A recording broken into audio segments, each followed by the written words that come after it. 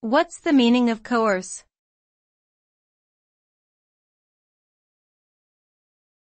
Coerce.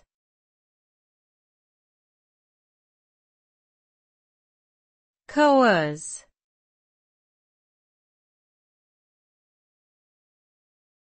Coerce.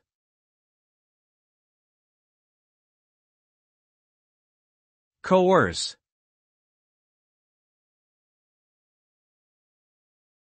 Coerce means to persuade or force someone to do something they do not want to do, often through the use of threats or intimidation.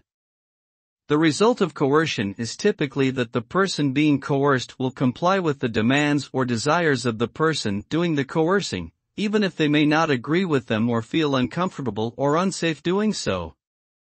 Coercion can have negative effects on both the person being coerced and the person doing the coercing, as it may damage trust, relationships, and personal autonomy.